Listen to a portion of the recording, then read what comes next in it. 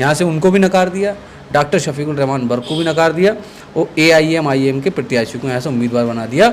यही वजह बता रहे हैं विरोधी कि हो सकता है कि समाजवादी पार्टी अब डाउन जा रही है। देखिए, राजनीतिक लोग कमज़ोर खुद पड़ सकते हैं, समाजवादी पार्टी कमज़ोर नहीं पड़ी। समाजवादी पार्टी नहीं हारी। कौन हारा? कैंडिडेट हारा। अच्छा, पार्टी का कोई रोल ना है? पार्टी नहीं हारी, लोगों ने जो गुस्सा और लोगों ने जो बुराई निकाली, या लोग जो थे वो इस बात को लेकर नाराज थे, पार्टी से थोड़ी थे, इस बात से नाराज थे कि कैंडिडेट हमारे बीच में ठीक नहीं है। आप उठा के देख लो, इतने बढ़िया कैंडिडेट नवाब इकबाल महमूद, बताओ, कई बार के कैबिनेट मंत्री, लगातार के विधायक, क्या बुराई है उनमें? तो कल को कह दो कि पार्टी की मेंबरी भी लड़वा दो, तो पार्टी उन्हें मेंबरी भी लड़वा देगी। ये तो अपनी सोच थी उनकी। कहते हैं भाई मैं जिसे बनाता था वो भाग जाता था, इसीलिए मैंने सोचा मेरे घर में रहेगी चेयरमैन ही, डबल इंजन हो जाएगा, बेहतरीन चकाचक हो जाएगा, संबल डिजिटल बन जाएगा, क्या दिक्कत है उसमें? आप लोगों को हजम ही नहीं हुई बात? जिसको बनाते थे भाग जाते थे। हाँ। राष्ट्रीय अध्यक्ष जी ने तो कई बार ऐसे MLA भी बनाए तो वो भी भाग ही गए होते। ये तो विश्वास पे टिकट दिए जाते हैं। कई बार के जो MLA हैं हमारे बीच में, नाम नहीं लेंगे, तो उन्हें टिकट तो पार्टी ने दिए, तो रुके में है नहीं है, कैसे भाग जाएंगे? क्यों? वो चेयरमैन ही का लड़े तो आप मेंबर ही का लड़ लेते। नहीं, आपका आदेश हुआ जिलाध्यक्ष बनने का, फिर 2 घंटे बाद फिर घंटी खटखटा गई, उनने फिरोज खान जिलाध्यक्ष बने, फिर हट गए, तो बड़ा घोर अपमान है। इसको अपमान नहीं कहा जा सकता, पार्टी के फैसले होते हैं। 2 घंटे भी बदल जाए, नॉमिनेशन से पहले एक घंटा पहले टिकट भी कट जाता है, विधानसभा का है, लोकसभा का। कौन सी ऐसी कमियां भेज दी ऊपर जो मामला खराब हो गया आपका? मामले कभी खराब थोड़ी होते हैं, आज भी शहनशाही तरीके से भाई आपको तो देखा गया अखिलेश यादव के साथ चार्टर प्लेन में बैठे हैं आप, कभी 5 सितारा होटल में हैं। जब इतनी करीबियाँ आपकी हैं, आजम खां के बगल में खड़े हुए नज़र आते हैं आप, हर कोर्ट कोई सी तारीख हो उस तारीख पर नज़र आते हैं, तो इतना करीब, इतना वफादार नेता, उसके साथ ऐसे होना कि उसका जिलाध्यक्ष बनने के लिए एक आदेश हो और 2 घंटे बाद फिर उसको काट दिया जाए। वफादारों पे बहुत भरोसा होता है। 5 दिन का समय लिया है उन्होंने, नरेश टिकैत जो हैं, उन्होंने कहा कि अभी 5 दिन का समय सरकार इसमें कुछ बात करें, नहीं तो 5 दिन बाद फिर वो मेडल गंगा में विसर्जित किए जाएंगे। तो हरिद्वार चले जाना 5 दिन बाद, देख लेना। ज़रूरत समझूंगा तो ऐसा भी करेंगे और पूरा लाव लश्कर लेके जाएंगे। आप कहें तो क्या करना है? नज़ीर देखी नहीं है, क्या करना है? मैं पूरे संबल को ले जाऊंगा साथ में। ना तो मतलब क्या, पहले तो कोशिश मेरी मांग है ये, जो खुल के नाम लो ना उनका, फिर गोलमोल कर दिया तुमने। व्यूज वाली बात कर रहे हैं आप, रामपुर से बात कर रहे हैं घुमा फिरा के, खुल के बोलो। डर नहीं, इतना डर लगे है आपको फिरोज भाई? इतने कितने मुकदमे अभी? अब नहीं, मुकदमों की बात तो कितने हैं अभी? कितने दर्ज हैं? जिसके कितने मुकदमा नहीं है वो समाजवादी वाला नहीं है। कितने हैं वैसे? नहीं, काफी है, लेकिन इज्जत वाले हैं। साहब 10 साल हो गए इस बात को, कब तक उसी बात को लेंगे? मैं ये कह रहा हूँ, सवाल ही नहीं सुना आपने कि आप रामपुर पहुँच जा रहे हैं और आजम खां के साथ बहुत नज़र आ रहे हैं, तो मसला कहीं ऐसा तो नहीं है खराब हो जाए? नमस्कार, आदाब, R20 न्यूज़ के एक और वीडियो में आपका स्वागत है। और आज हमारे साथ ऐसी शख्सियत मौजूद हैं जो कि अपने आप में फायर ब्रांड नेता हैं, समाजवादी पार्टी के पूर्व जिलाध्यक्ष हैं, और गांधी जयंती की जब बात होती है तो गांधी जी के साथ साथ फिरोज खान साहब को भी याद किया जाता है। फिरोज खान साहब, बहुत समय से आप राजनीति में नजर नहीं आ रहे हैं, आपने पूरा जो डेरा है अपना वो रामपुर में डाल रखा है, और कुछ लोगों का ये भी कहना है कि जो फिरोज़ खान की, आज़म खान से जो नज़दीकियाँ हैं, हो सकता है कि फिरोज़ खान को भी लपेट लिया जाए। नहीं, ऐसा कुछ नहीं है, ये तो आपकी सोच है या आपकी नज़रों का फ़र्क है कि मैं आपको नज़र नहीं आया। मैं तो लोगों के सामने गया, आंखों में गया, लोगों के दिलों में हूँ। और जहाँ तक राजनीति का सवाल है, तो राजनीति में भी आज देख रहे हैं आप कि अगर कोई मुकाबला कर रहा है भारतीय जनता पार्टी का खुल के, तो समाजवादी पार्टी कर रही है। और समाजवादी पार्टी के राष्ट्रीय अध्यक्ष माननीय अखिलेश यादव जी हर कदम पे, आपने देखा होगा, जो जो भारतीय जनता पार्टी की कमियां हैं उनको उजागर करने का काम, जो सरकार में 12 से लेकर 17 तक समाजवादियों ने काम किया, राष्ट्रीय अध्यक्ष जी ने काम किया, जब मुख्यमंत्री थे वो, तो वो नज़ीर बनी है, प्रदेश में नहीं देश में नज़ीर बनी है। हमारे काम की जो समाजवादियों ने किए हैं उसकी लोगों ने नकल की। बीता ज़माना हो गया फिरोज साहब, 10 साल हो गए इस बात को, कब तक उसी बात को लेंगे? मैं ये कह रहा हूँ, सवाल ही नहीं सुना आपने कि आप रामपुर पहुँच जा रहे हैं और आज़म खां के साथ बहुत नज़र आ रहे हैं, तो मसला कहीं ऐसा तो नहीं है खराब हो जाए? नहीं, ऐसा नहीं है। देखिए, हम हक के और इंसाफ के साथ खड़े हैं। और आजम खान साहब के साथ अभी की अगर लेटेस्ट में बात करूं, ये तो आपको भी मालूम है, आप पत्रकार हो, कि अदालतें जिस तरीके से अभी लोग कहते थे और आज भी लोग कहते हैं कि हमें अभी भी इंसाफ पे और कानून पे भरोसा है, तो अगर किसी पे भरोसा है तो आदरणीय सुप्रीम कोर्ट से हमें मदद मिली, यानी आजम खान साहब को मदद मिली, इंसाफ मिला हाई कोर्ट से, निचली अदालत से भी आज नज़ीर है कि उनके 3 साल की जो सदस्यता ख़त्म हुई थी, जो 3 साल की उनको सज़ा हुई थी, जिससे उनकी सदस्यता गई थी, उसमें इंसाफ मिला। और उसमें बयान में क्या कहा मुद्दई ने, ये चीज़ आप रामपुर भी जा रहे हैं, संभल की राजनीति भी कर रहे हैं, पर आपका तो राजनीतिक कद काफ़ी फेमस है यहाँ जी। आपको जंतर मंतर भी जाना चाहिए पहलवानों के समर्थन में। देखिए, जंतर मंतर पे क्या, हमने पहले दिन से ही हमारी पार्टी का राष्ट्रीय अध्यक्ष जी का पूरी तरीके से समर्थन है उनको, और समाजवादी पार्टी का तो समर्थन उस वक्त से रहा है जब आदरणीय स्वर्गीय नेताजी जिंदा थे, तो हमेशा उन्होंने पहलवानों का, क्योंकि कुश्ती का उनको खुद को भी शौक़ था बहुत ज़्यादा, वो बहुत तरजीह दिया करते थे। जब सैफई महोत्सव हुआ करता था, वहाँ स्पेशली पहलवानों को बुलाया जाता था, पहलवानों को इज्जत दी जाती थी, सम्मान मिलता था।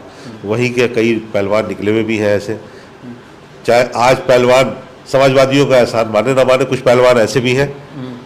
खुल के नाम लो ना उनका, फिर गोलमोल कर दिया तुमने। व्यूज वाली बात कर रहे हैं आप, रामपुर से बात कर रहे हैं घुमा फिरा के, खुल के बोलो। डर नहीं, इतना डर लगे है आपको फिरोज भाई, कितने मुकदमे अभी? अब नहीं, मुकदमों की बात तो कितने हैं अभी, कितने दर्ज हैं? जिसके दर्ज हैं कितने? मुकदमा नहीं है वो समाजवादी वाला नहीं है। कितने हैं वैसे? नहीं, काफी है, लेकिन इज्जत वाले हैं, इंसाफ की रूह से लड़ा हूं तो इज्जत के मुकदमे, कहीं बेइज्जती है, तौहीन नहीं, किसी को छेड़खानी का नहीं है, किसी के घर चोरी या डकैती नहीं करी, इंसाफ के लिए लड़े, जनता के लिए लड़े, गरीब के लिए लड़े हैं, नौजवान की नौकरी के लिए लड़ाई लड़ी है समाजवादियों ने। तो मुकदमे अगर 100 भी हो तो क्या है, इससे कोई वो बात आपने घुमा दी ना कि वो कुछ लोग एहसान फरामोश हैं। देखिए, एहसान फरामोश कुछ लोग हो सकते हैं, लेकिन जहाँ तक खिलाड़ियों का सवाल है तो नेताजी ने, हमारे स्वर्गीय मुलायम सिंह यादव जी ने नेता भी पैदा किए, नेता भी बनाए, और खिलाड़ियों को भी सम्मान देने का काम करा, क्योंकि खुद भी वो पहलवान थे, कुश्ती के शौकीन थे।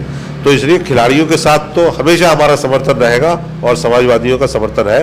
रही बात जंतर मंतर पे जाने की, तो जंतर मंतर पे तो बेचारों को उन्होंने डेरा डाल रखा था, वो किसी बहाने से कहीं उठे अपने प्रदर्शन के हिसाब से, वहाँ सब उनका उठा के सामान वामान सब अपने कब्जे में कर लिया लोग। मेडल भी फेंकने जा रहे हैं वो, अपने बहाने जा रहे हैं, माफ़ी चाहूँगा, गंगा में मैंने सुना है, लेकिन तो हरिद्वार ही चले जाते आप। लेकिन सरकार को उससे पहले उनकी जो इच्छा है और जो उनकी सच्चाई है उस बात को मान लेना चाहिए। मैं समझता हूँ सरकार इतना अपमान बर्दाश्त नहीं करेगी। देश का सम्मान है मेडल जो है, और पहलवानों को सम्मान मिला है, और पहलवान हमारे देश का सम्मान है। जैसे 5 दिन का समय लिया है उन्होंने, नरेश टिकैत जो हैं, उन्होंने कहा कि अभी 5 दिन का समय, सरकार इस पर कुछ बात करें, नहीं तो 5 दिन बाद फिर वो मेडल गंगा में विसर्जित किए जाएंगे। तो हरिद्वार चले जाना 5 दिन बाद, देख लेना। ज़रूरत समझूंगा तो ऐसा भी करेंगे, और पूरा लाओ लश्कर लेके जाएंगे। आप कहें तो क्या करना है, नज़ीर देखी नहीं है, क्या करना है? मैं पूरे संभल को ले जाऊंगा साथ में ना, तो मतलब क्या, पहले तो कोशिश मेरी मांग है ये, जो टिकैत साहब ने कहा है, हमारे किसानों के नेता हैं, वो मेरे बड़े हैं, और उनकी बात में सच्चाई होती है। जो वो लड़ाई लड़ते हैं वो उसमें कामयाब होते हैं, और सरकार उसको मानती भी है, क्योंकि वो जायज़ बात करते हैं। आपके लिए आपका आदेश हुआ जिलाध्यक्ष बनने का, फिर 2 घंटे बाद फिर घंटी खटखटा गई, उनने फिरोज खान जिलाध्यक्ष बने, फिर हट गए, तो बड़ा घोर अपमान है। तो इसको अपमान नहीं कहा जा सकता, पार्टी के फैसले होते हैं। 2 घंटे भी बदल जाए, नॉमिनेशन से पहले 1 घंटा पहले टिकट भी कट जाता है, विधानसभा का है, लोकसभा का। कौन सी ऐसी कमियां भेज दी ऊपर जो मामला खराब हो गया? मामले कभी खराब थोड़ी होते हैं, आज भी शहनशाही तरीके से भाई आपको तो देखा गया अखिलेश यादव के साथ चार्टर प्लेन में बैठे हैं आप, कभी 5 सितारा होटल में हैं।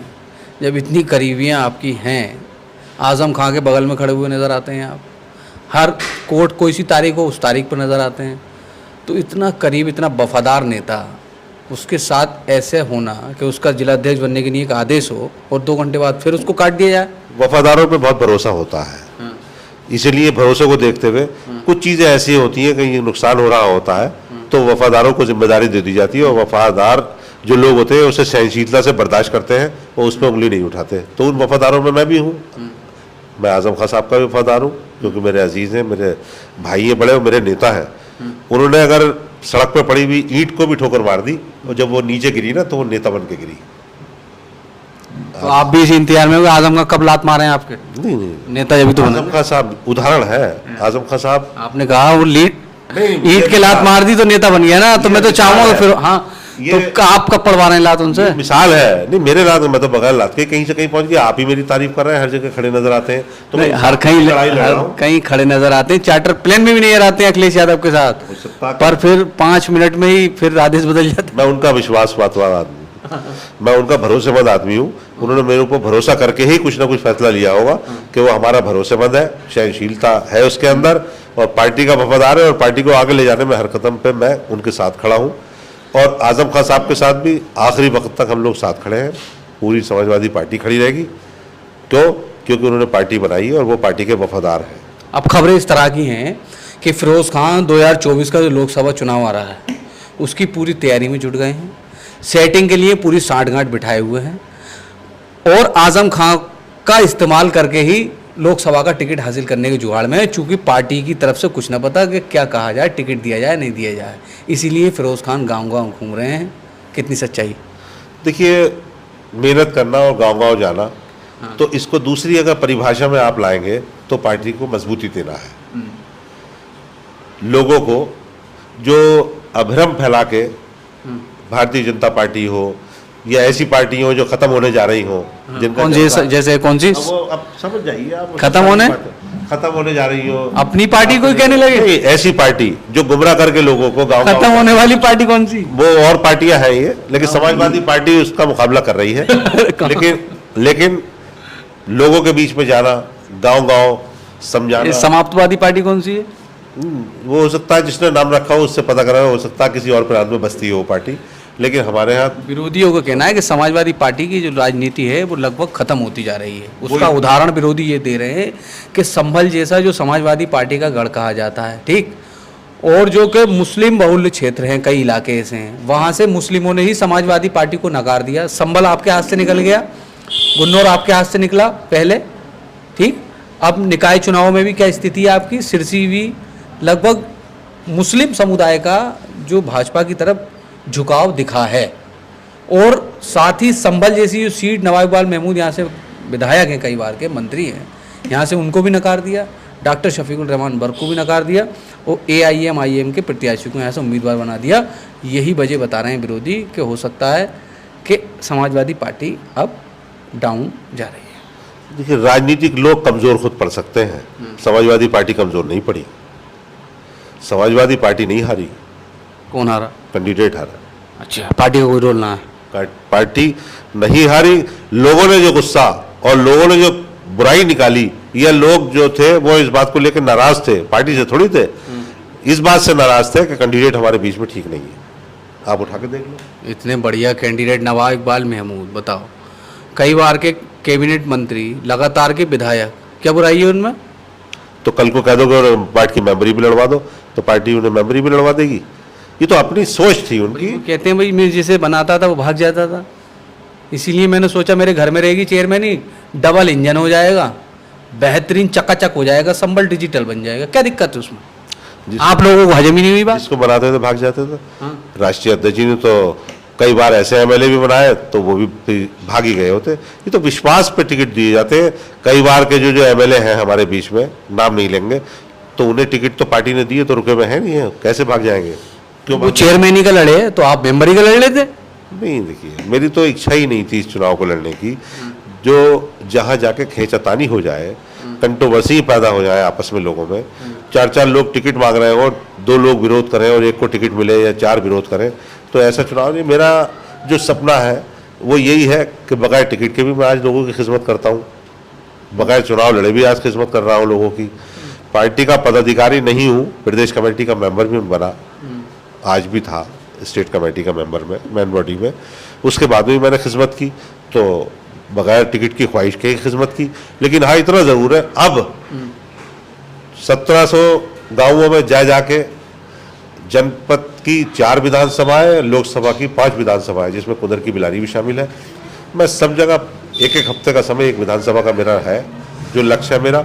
मैं पूरी तरीके से विरोधियों के हाथ में नहीं चाहता कि जिस तरीके से 2014 में हुआ, मैं चाहता हूं कि समाजवादी पार्टी मजबूत हो और पार्टी 2024 का चुनाव समाजवादी पार्टी लोकसभा में। नए वाले सदन में जाने का सपना देख रहे हैं आप, मुझे पता है, समझ रहा हूँ। और ये जो निकाय चुनाव संभल से रिजल्ट आए, इससे भी आपके मन में लड्डू फूट रहे हैं कि अब तो ये लोग मांग ही नहीं पाएंगे टिकट। कोई निबट गया 7,000 वोट पे, कोई निबट गया 3,000 वोट पे, अब तो मैं पहुंचूंगा है। इसका मतलब ये बात आपके दिल में है, तो इसलिए आप ये मेरे मुंह में भी डालना चाह रहे हैं। और रही बात नई सदन की, तो साहब कौन ख्वाहिश नहीं रखेगा कि नई सदन को देखें, जब अभी से इतनी तारीफ है कि उसके उद्घाटन पे खींचातान हो रही थी कि मैं करूंगा, मैं फीता काटूंगा ये, जबकि उसमें हकीकत यही थी कि एक दलित समाज की आदिवासी महिला जो हमारी माननीय महामहिम राष्ट्रपति हैं, उनसे ही उस काम को कराना चाहिए, तो क्योंकि वो हमारी देश की राष्ट्रपति हैं, तो किसी का कोई इतराज ही नहीं। वैसे इच्छा तो है आपकी वहाँ जाने की? नहीं, ख्वाहिश तो है, वैसे देख लूँ अगर मैं और देखने को मिल जाए तो बड़ी खुशकिस्मती होगी, लेकिन सब श्रेय इसका जनता को ही जाता है। अगर जनता के दिल में है कि पार्लियामेंट दिखाना चाहती है किसी को भी, संभल के व्यक्ति को, चाहे नया हो या पुराना हो, मैं इसको नहीं कहता, तो ये तो सपना हर किसी का होता है। लड्डू पलटू फूट रहे हैं। ये थे समाजवादी पार्टी के पूर्व जिलाध्यक्ष और समाजवादी पार्टी के आजम खां के बेहद करीब देखे जाने वाले फिरोज़ खां साहब, जिनके नए सदन में जाने की दिल में जो उनके उबाल है, वो जो लड्डू में फूट रहे हैं। मनी मन में आपने इनके विचार सुने होंगे। संभल लोकसभा क्षेत्र से चुनाव लड़ने की इस तरह की इनकी अटकलें हैं कि चुनाव लड़ने की तैयारी कर सकते हैं। अब इनकी बातों में कितनी सच्चाई है, पार्टी नेतृत्व इन पर यकीन जताता है, टिकट इनको मिल पाता है या नहीं मिल पाता है, चूँकि निकाय चुनाव में जो परिणाम आए हैं उससे कहीं ना कहीं इनके रास्ते भी खुले हैं।